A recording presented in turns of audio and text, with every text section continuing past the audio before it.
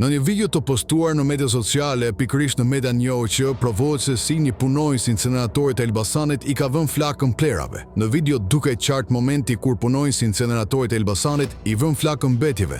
Pamjet shfaqin procesin e djegjes së plerave në mënyrë të papërgjegjshme, duke ngritur shqetësime serioze për ndotjen dhe abuzimit me fonde publike.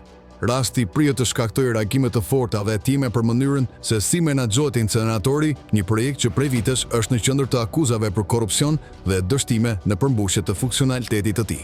Ndërkohë kujtojmë që BoldNews.al ka bërë me dije se përgjatë 2 viteve të fundit të paktën 4 zjarre të mëdha dhe disa të tjerë më të vegjël kanë përfshirë fushën e mbedjeve të Elbasanit, e cila menaxhohet nga kompania publike Ekoelb, duke pasuar me një tym gjigant toksik që shpërnda në të gjithë qytetin e duke rrezikuar seriozisht jetën dhe shëndetin e banorëve.